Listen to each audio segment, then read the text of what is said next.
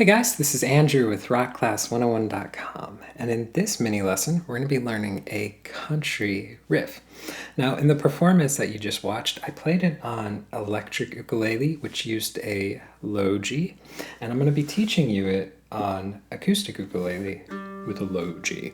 But I want to go ahead and state that this little riff, it sounds great on electric, acoustic, and you can even use a high G ukulele because there's only one note in the tune, and I'll point it out when we get to it in the lesson, that sounds better on low G, but it's not a make it or break it thing. So feel free to follow along with either tuning or either instrument if you have electric or acoustic. And yeah, let's go ahead and talk a little bit about the lesson and then jump into learning it. So in this video, I'm going to be teaching you guys how to play the entire riff, but if you want to get the tabs to print off and follow along with, that's going to be available at this link right here, or you can go to the site rockclass101.com, do a search for ML003, and also on that page is the really cool interactive on-screen tab viewer. Now this is a great feature where you can hit play, you can watch the tab scroll across in real time, you can highlight bars to loop sections, slow it down to any speed you want. Just a great asset in learning this riff that much easier. So before we jump into learning this tune, there's a few things that we want to touch on really quick. The first one is that we're playing out of 3/4, so that means that we want to count 1, 2, 3, next measure, 1, 2, 3, next measure, and so forth. The second thing is that we have a swung eighth note fill, although only the first two notes of this tune are actually eighth notes. Regardless of that, if you're new to understanding the difference between swung and straight eighth note fill, then jump into this lesson. It explains it to a T. And then the last thing I want to touch on is our right hand approach for finger picking. And there's really no right or wrong with this tune. You can do whatever's most comfortable for you, but if you want a starting point to kind of work off of, you could use a 4-finger approach where each finger is assigned a string, or you could simplify it to a 3-finger. So thumb gets double duty, index gets string 2, middle gets string 1. So with that in mind, let's go ahead and jump into learning the first line of tab. So if we take a look at this first line, we can see we have 3 measures, although the first measure is not measure 1. It's actually a pickup bar. And anytime we have a pickup bar, we want to count ourselves in. So remember, we're playing in 3/4. We have 1, 2, 3, next measure, and so forth, right? So when you have a pickup bar, give yourself 2 bars to start. So 1, 2, 3, 1, 2. 3 and okay, so that helps to establish the tempo that you're going to be playing at, and it helps to give everyone a starting point, especially if you're playing along with an ensemble or even with one other person, right? So you always want to go ahead and just count it in so everyone knows when to come in.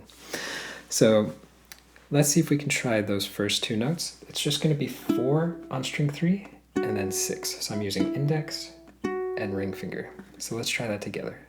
1, 2, 3, 1, 2. Nice. Now, our next note is the start of measure 1. And you can see that we're going to be playing the 5th fret on string 2 twice. But the first time around, there's a little dot. That dot means it's a staccato hit. So the first time you play 5, and I'm going to use my middle finger to play it, I want you to give me a staccato sound, but the second time, I want you to sustain it. So when I do a staccato hit, all I'm going to do is I'm going to play the note and then lift up pressure immediately, but still remain touching the string. That's what cuts the sound. So you don't want to go like that, lift up completely, because you can hear that open string rings out and it doesn't sound very good. So you just want to play the note, lift pressure up, still touch the string, and that cuts it. Same way as if you do a muted strum, right? You lightly touch the strings and they're muted. So we have 3 and 1, 2, and you can hear I have staccato, sustain. Okay, let's see if we can try that together. 1, 2, 3, and 1, 2. Let me give you the 2-bar counting because that's kind of abrupt, right? 1, 2, 3, 1, 2. Nice. Now if you look at the ending of this measure 1, you can see it's the same 3 notes, 4, 6, 5, but the rhythm is different. We have an 8th note triplet. So if you're new to what eighth note triplets are, jump into this lesson. It explains it to a T. But if you know what they are already, then let's keep going. Now there is one change that I want you guys to do for playing these three notes. The first time through, we went first finger, third finger, middle finger. This time around, we're going to go first finger, third finger, first finger. And the reason why we're going to use our index finger on the 5th fret is because if you look ahead, look into measure 2, you can see that the next note is 7. And it's a lot easier to have the ring finger pretty much in place to go into that 7th fret than to go like kind of like that. You see it's an awkward stretch, right? It's kind of difficult. So first, third, first for this triplet. So let's do this, guys. Let's play from the pickup into measure 1, and we'll go a little bit slower. We'll go like 1, 2, 3, and 1, 2, triplet. Okay, here we go. 1, 2, 3, 1, 2. Nice. So going into measure 2, we're going to do 2 hits on 7 on string 2, and they're identical to the 2 hits you did on 5. So staccato, sustain. Then you're going to do the same triplet with the same fingering, first, third, first. Okay? So let's see if we can try the entire first line of tab right here. So we have 1, 2, 3, 1, 2.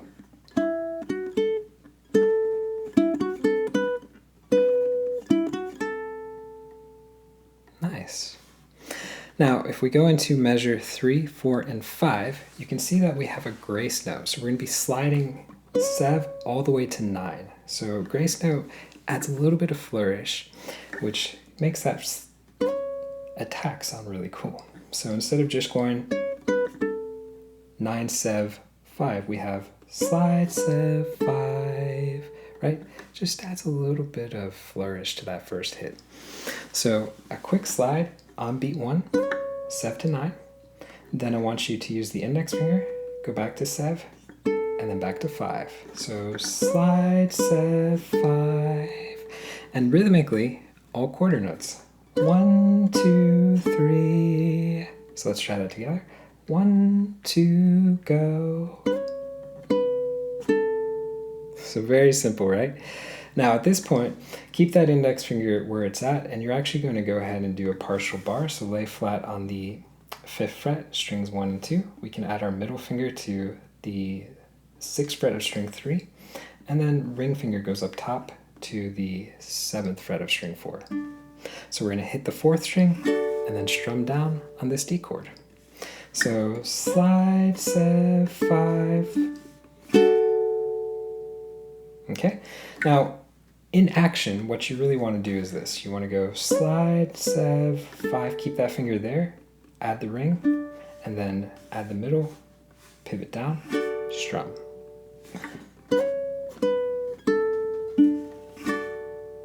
Okay, so that's going to be the most efficient way to form that chord. All right, so let's see if we can try that. So 3 and 4 together. 1, 2, go.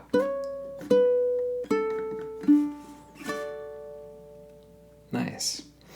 Now going into measure 5, we're going to be sliding again 7 to 9, and then take the index finger, put it on 7 on string 1, and reach with the pinky to 12 on string 1. So we've got slide 7, 12. Okay, so let's see if we can try 3, 4, and 5 together. 1, 2, 3.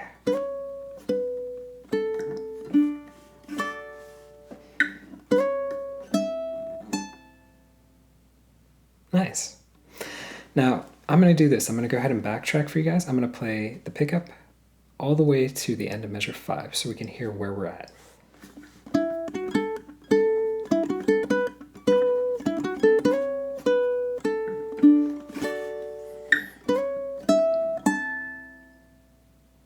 Nice. So going into our home run stretch, we've got 3 measures left. So 6, 7, and 8. So we're going to go ahead and take our middle finger, put it on the 7th fret of string 3, play that note, take the index, put it on 5 on string 2, and then our ring finger on 7 on string 2. This entire time though, I'm going to keep my middle planted so that that note sustains above the next 2 melody notes. After this, we're going to go ahead and lift up, keep the index finger where it's at, play that note one time, and then move it down to a G chord shape, but the G chord shape is up a whole step, so 4, 5, 4, and it becomes an A chord. So we can do a strum or we can do a pluck, it doesn't matter, whatever's most comfortable for you. And then we have a triplet rhythm. So we're going to do the triplet rhythm. And if you're playing fingerstyle, you can use the triplet strum technique. There's multiple ways to do it. I'll put a link in the description box below where we teach you I think it's three different ways on how to do it. If you're using a pick, kind of like what I did for the performance, then you want to go down, up, down. If you're doing the triplet strum, most of the time it's down, up, up. Okay? And you can see on measure 8, we're just going to come down again with an extra strum. So we have, that's what it sounds like for all the chord hits. Okay? Now if we put it into context from 6, it sounds like this. 1, 2, 3, 1, 2, triplet 1. Okay? Let's see if we can try that together. 1, 2, go.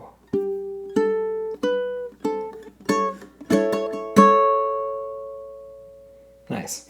Now here's the thing, that last hit, you want to go ahead and just do a pop for it. So I've been sustaining it as I'm demoing it, but the last hit you want to go just a pop, right?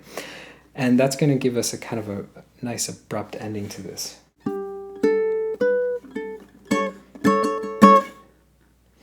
So kind of a cool little abrupt ending right there.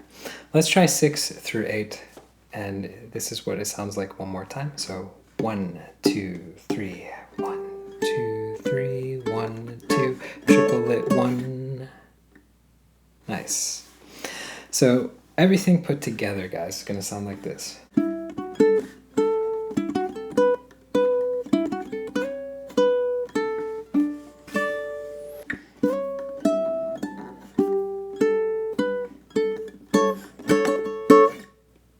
Alright guys, so that's a good gist of what this riff sounds like. And I think this riff is a really cool one to kind of pull out anytime somebody says, hey, play something for us, because it kind of always puts us on the spot, and sometimes we're like, oh no, what do I play? And I think something like this, short and sweet, and it's got a real cool country vibe to it. So it should be fun for the listener and fun for you to rock out for them. So guys, I want to go ahead and give you a friendly reminder that if you wanted to get the tabs to print off, keep for your records, that was available at this link right here. Or you can go to the site, rockclass101.com, do a search for ML003, that's the lesson number for this lesson. And don't forget too, on that page is the really cool interactive on-screen tab viewer. So you can literally hit play, you can watch the tab scroll across in real time, you can highlight bars to loop sections, slow it down to any speed, just a great asset in learning this tune that much easier. So guys, again, I hope you enjoyed this mini lesson, and I'll catch you in the next one. Take care.